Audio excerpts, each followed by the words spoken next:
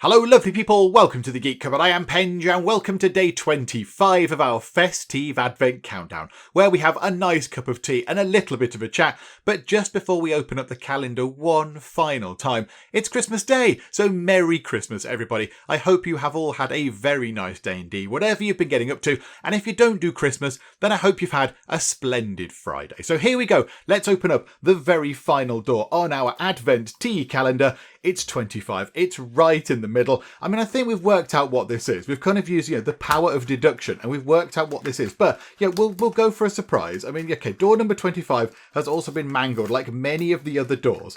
Here we go. Here we go. The final tea from our Advent calendar is going to be...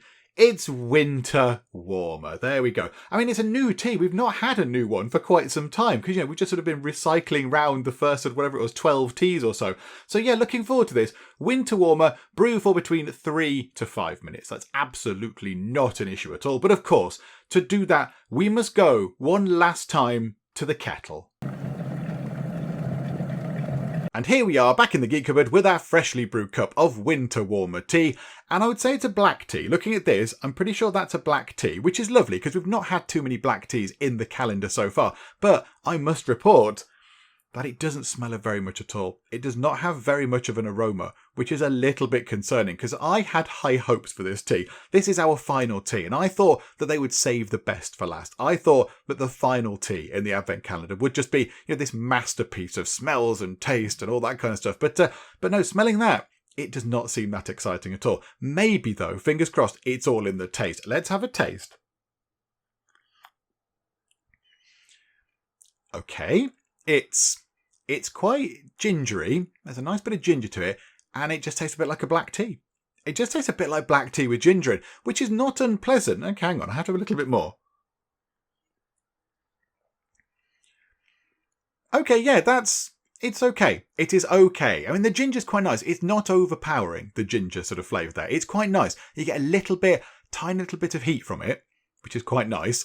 And then it's just a sort of a black tea taste, I suppose. And there might be a hint of vanilla in there, possibly. Might be a hint of vanilla to sort of sweeten it up a little bit. But, I mean, yeah, mostly it's just a black tea and gingery sort of tea. I mean, it's not unpleasant. It's not unpleasant, but I was expecting wonderful things because this is the centerpiece tea of this entire Advent calendar. It literally is the centerpiece. It was in the middle of the calendar, wasn't it? Door 25 was the center door. So yeah, that's a bit of a shame. I was expecting wonderful things. I mean, it's not unpleasant. It's just sort of nice. I feel like we've built up to, number 25, the final tea, and it's just a bit sort of, it's okay. It could be better. It could be worse. Okay, well, there we go. There we go. Winter warmer is entirely adequate. It is neither exceptional nor terrible. It's just, it's just a nice gingery tea. I imagine, by the time I get to the bottom of it, because, ginger is quite warming, it'll be nice. And, it's called winter warmer. So it might be nice if you're going out for a nice walk in the cold or whatever. You could have one of these before you go out when you get back or whatever to, keep yourself warm or warm yourself up. But, okay, well, there we go. Right, so I shall have this. And now, let's go through our questions. And yes, questions is plural. So what I thought we'd do is, because today is Christmas Day, I would just fly through a list of, some other questions that got asked. Because when I put the thing out on the channel saying, hey, ask me some questions for a thing that I'm going to do, we got loads and loads of questions. There were so many questions that came through. So I've just picked some of the other ones, and we're going to have a nice quick fire round. We're going to fly through them nice and quick because it's Christmas Day right now. So if I do this quickly, it means that you can get back to doing Christmas Day things like, opening presents and eating food and all that kind of stuff. I know. So, fun Christmassy things. Rather than listening to me sort of sitting here jibber jabbering away, you can go and, do more Christmas Day stuff. So we're just going to fly through the questions very, very quickly indeed. However, just before we begin, I'm going to apologise for mispronouncing people's names because it will happen. I'm going to get people's names wrong, and for that, I apologise in advance. So here we go.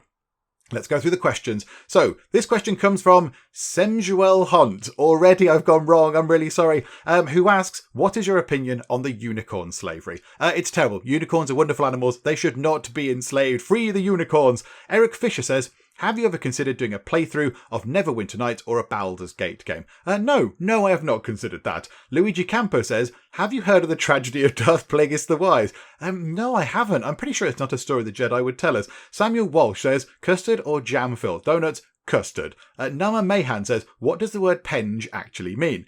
So in terms of myself, it's just a sort of a nickname that is derived from my surname. And it's just it's stuck. It stuck when I was very young, and then, lots of people call me it. However, Penge is a place. You can go to Penge. You can get the bus to Penge. You can go on the train to Penge. You can go shopping in Penge. You can live in Penge if you want. It's a borough. It's in the south of London somewhere. I've been through it. I've never been, although I've heard it's a lovely place, but I've never actually been myself, stopped off there. Umbron P says, did you expect your channel to get as big as it did? No. Honestly, genuinely, no. I did not expect it to get as big as it is right now. Not at all. Absolutely not. Sci-Funk-Zar says, do you canoe? No, I do not canoe. Jim Banana says, why? Oh, if only I knew the answer to that question, Jim Bananas. Oh, if only we all knew why. Zed Wood says Club Orange or Hobnobs. This has given me sleepless nights, Zed Wood. I hope you realise this. I've been umming and ahhing whether we should go for Hobnobs or Club Orange. I've realised I can't make my mind up, so I'm going to take both of them and then run away quickly. So I'm having both. Bye. Landon Cruz possibly says, will you ever play Sims 4? Yes, I will play Sims 4. Oh, intriguing. A wall with internet access says, what is your opinion on walls? I like walls. They stop the ceilings falling on my head. Bristly Stranger, hello Bristly, says, why are you so tall? Do you not like the smell of your own feet? No, it's everyone else's feet that I have a problem with. So I'm taller, so I don't have to be quite so near everybody else's terrible stinky toes. Ugliness Boy says, how many times a day do you have tea and cake? I mean, on average, it's probably about 162. A Potato says, do you eat potatoes? Potato lives matter. I'm afraid I do eat potatoes in many, many forms. Chips and crisps and mashed and boiled and all sorts of stuff. I do eat potatoes. I'm sorry if that makes me a bad person. And finally, TJ says, what goes on a scone first? The jam or the cream? Now that is interesting. I would say the cream.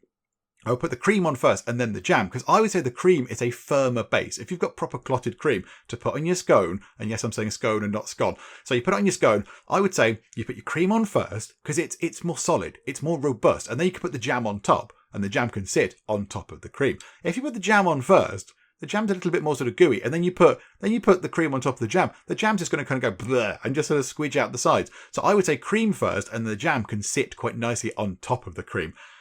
And there we go. That was our quick fire questions. We have got through them all. That is all very splendid indeed. And that's it. That brings to a close our journey through our Fes-tea-ve advent calendar. And it's been very good to do. It's been a lot of fun. I mean, we've had some good teas, we've had some bad teas, and we've had some really, really good questions as well. So thank you very, very much, everybody, for sending in questions. If your question was answered, then I hope I gave a good answer. If not, then I apologise. But we did have quite a lot of questions, and obviously there's only so many days. There's only so many days in an advent calendar, so I couldn't get through them all. So yes, thank you for joining in and taking part, and being part of the channel now. All the people that have joined in. So yes, thank you so much indeed. And I think all I now need to say is just have a lovely Christmas. Have a very splendid Christmas day. Whatever you get up to, hope it's nice, and I hope you keep safe and all that kind of stuff. And if you don't do Christmas, then just have a splendid Friday. So for now, thank you very much for joining me in the Geek Cupboard for day 25, and also thank you for joining me on all of the other days as well. Thank you for joining me at any point on our little journey through our Fes-tea-ve Advent Countdown. Have a lovely Christmas, and I will see you next time. Move out of the way, friend. I'm going to completely ignore you and do some comment moderating. Kung Fu Croquet. Maria, you've broken my heart. There you go, some more flowers that I stored on the back of my pants. Lovely. There we go. As you can see, I'm having the wildest of times. Enormous banana mask.